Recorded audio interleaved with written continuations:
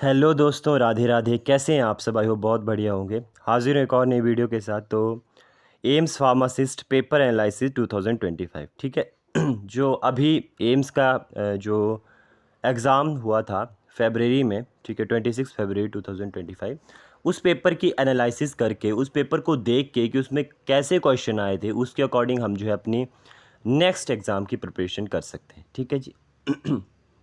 तो मतलब सबको पता है कि 12 जुलाई को एम्स सीआरई का एग्ज़ाम का जो है वो नोटिफिकेशन आया था। 31 जुलाई तक लास्ट डेट है, ठीक है जी।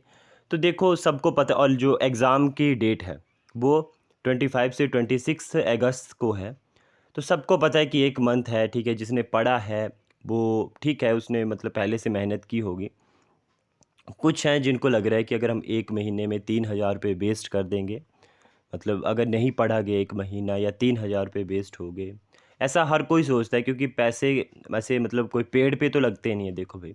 और 3,000 फ़ीस बहुत ज़्यादा है मेरे अकॉर्डिंग। मतलब अगर आप देखें तो 3,000 बहुत ज़्यादा फ़ीस है। एक नॉर्मल फैमिली 3,000 रुपये जो है वो अपने 10-15 दिन का जो है एक मतलब खर्चा करती है, एक नॉर्मल फैमिली, ठीक है। जो नॉर्मल जो 10-15 हज़ार रुपये कमाते हैं, ठीक है जी। तो 3,000 बहुत ज़्यादा है बेसिकली। तो इस बात पे ज़्यादा ना करते हो, लेकिन एक बात मैं बोलूँगा, अगर हमें लग रहा हो कि अगर हमारे पास 1% चांस भी है, ठीक है, अगर हमारे पास 1% चांस भी है कि हम कर सकते हैं, तो हमें लड़ना चाहिए, हमें करना चाहिए। एक मंथ भी बहुत ज़्यादा होता है। मैं भी आपके साथ सेम आपकी ही उसी तरह लर्नर हूँ, और मैं भी एग्ज़ाम भरूँगा। और आई होप कि सबको भरना चाहिए, क्योंकि जब 1% चांस भी है तब भी लड़ना चाहिए, ठीक है जी। पीछे नहीं हटना चाहिए, ठीक है जी। जो होगा वो देखा जाएगा। तो अगर हम 2025 के पेपर एनालिसिस की बात करें, अभी जो हुआ था 26 फरवरी को, ठीक है जी। तो इसमें हाईएस्ट वेटेज सब्जेक्ट, ठीक है, जिनमें मतलब हाईएस्ट वेटेज थी, तो उनमें कौन कौन से सब्जेक्ट जो थे वो ज़्यादा हमारे जो एग्ज़ाम में पूछे गए थे। तो फार्माकोलॉजी एंड क्लिनिकल फार्मेसी से 28 से 30 क्वेश्चन आए हुए थे। फार्मास्यूटिक्स से 11 से 12 क्वेश्चन आए हुए थे। फार्मास्यूटिकल केमिस्ट्री से 12 से 13 क्वेश्चन आए थे। जूरिस्प्रूडेंस से 5 से 6 क्वेश्चन आए हुए थे। फार्माकोग्नोसी से भी 5 से 6 क्वेश्चन थे। बायोकेमिस्ट्री से 7 से 8 थे, और बाकी जीके था। अच्छा जी, एक और बात इसमें आती है कि जो पिछली बार का पैटर्न था उसमें 25 मार्क्स जो थे वो जीके था, और जो 75 मार्क्स थे वो क्या थे, आपके फार्मेसी पोर्शन थे। इस बार का जो एग्ज़ाम है उसमें बताया है कि आपके 20 जीके आएगा और 80% फार्मेसी पोर्शन आएगा, ठीक है। तो आगे चलते हैं। फार्माकोलॉजी का अगर देखें हम, ठीक है, जैसे मतलब जो एग्ज़ाम में आया हुआ था, ठीक है। तो ड्रग की क्लासिफिकेशन से आए थे, ड्रग इंट्रैक्शन से आए हुए थे, कुछ एब्रीवेशंस आई हुई थी, कुछ साइड इफ़ेक्ट आए हुए थे, कुछ कॉन्ट्रा इंडिकेशंस आई थी। जो क्वेश्चन कुछ मैंने ढूंढे जो दिमाग में थे मेरे भी, ठीक है। और तो वो क्वेश्चन क्या थे, लाइक ऐसे था: drug for postpartum depression, trazodone atypical anti depressant, ठीक है। मतलब क्लासिफिकेशन से जो थे: anti influenza drug targeting H1 and H5, oseltamivir, smoking cessation drug nicotine and bupropion, ठीक है। Fluoroquinolones antibiotic, nalidixic acid, short acting insulin, regular insulin, एक zinc insulin करके, मतलब उसमें ऑप्शन भी थे बहुत सारे। तो इंसुलिन से भी एक क्वेश्चन आया हुआ था, ठीक है जी। प्रोकाइनेटिक ड्रग एग्जाम्पल, सेलाजीन किस क्लास का है, क्या है, ये सब जो है क्लासिफिकेशन से आपके पास क्वेश्चन आए हुए थे, ठीक है जी। एडवर्स इफेक्ट, एडवर्स इफेक्ट से क्वेश्चन आए हुए थे कि रेडमैन सिंड्रोम किससे होता है, ग्रे बेबी सिंड्रोम किससे होता है, टर्विनाफिन विड्रॉल क्यों किया गया मार्केट से, और विड्रॉल सिम्टम्स ऑफ बेंजोडाइजिपिन, ठीक है, स्लीप डिस्टर्बेंस, ठीक है। ये सब कुछ जो थे वो साइड इफेक्ट से आए हुए थे आपके पास।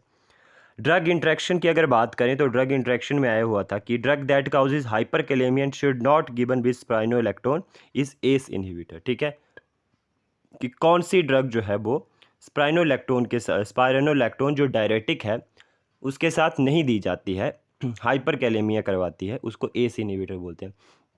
और स्पाइरोनोलैक्टोन से ही एक क्वेश्चन आया हुआ था सिपाही फार्मासिस्ट के एग्जाम में भी, कि कौन सी ड्रग स्पाइरोनोलैक्टोन है, ठीक है। तो इसमें मीटाजोलोन जीती हुई नहीं थी, ठीक है जी।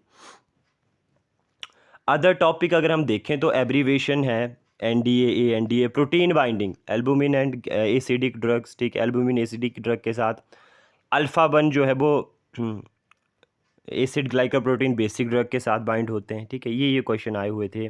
GPCR प्रोटीन कपल रिसेप्टर से क्वेश्चन था। किल्ड वैक्सीन, वैक्सीन से भी एक क्वेश्चन था। Animal used in pyrogen test in rabbit, combined effect of two drugs, additive action, drug concentration response curve indicate more potency, ठीक है जी। Half life of IG antibody 21 दिन होती है। Anaphylactic reaction caused by IG antibiotics, ठीक है। तो ये क्वेश्चन सारे जो थे फार्माकोलॉजी थे, ठीक है। अब फार्माकोग्नोसी से क्या क्वेश्चन आए हुए थे अगर हम देखें, फार्माकोग्नोसी से जो 5-6 क्वेश्चन आए हुए थे हमारे पास, उसमें ये था कि आपके पास जैसे एक आया हुआ था कि एसोफिटिडा में कौन सा केमिकल कंस्टेंट होता है, और मतलब केमिकल कांस्टेंट से क्वेश्चन आए हुए थे। बायोमार्कर से एक क्वेश्चन आया हुआ था, ठीक है जी। और केमिस्ट्री में से क्वेश्चन आए हुए थे कुछ, ठीक है जी।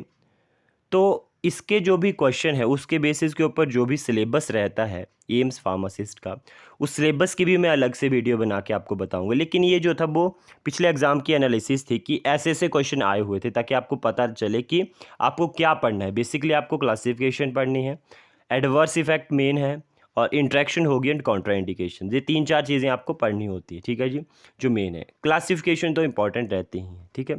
तो यही था आज की वीडियो में, आई होप आपको पसंद आई होगी। और अगर कोई दिक्कत होती है, एक्चुअली मेरा गला ख़राब है थोड़ा, तो हो सकता है थोड़ी मतलब आवाज़ की दिक्कत हो सकती है, तो आप इसमें देख सकते हैं कि ये जो है इसमें आया हुआ था, ठीक है जी। तो यही था आज की वीडियो में, आई होप आपको अच्छी लगी होगी। अगर कोई भी दिक्कत होती है, कोई भी क्वेरीज़ होती है, तो आप कमेंट सेक्शन में बताइए। और मैं मतलब जो भी प्रीवियस ईयर्स के एम्स के क्वेश्चंस होंगे, अगर वो MCQs विद एक्सप्लेनेशन चाहिए होंगी, तो आप कमेंट सेक्शन में MCQs लिख दीजिएगा। मैं कोशिश करूँगा कि MCQs वो वाले सारे लेके आऊँगा जो पिछले एम्स में आए हुए हैं, ठीक है जी।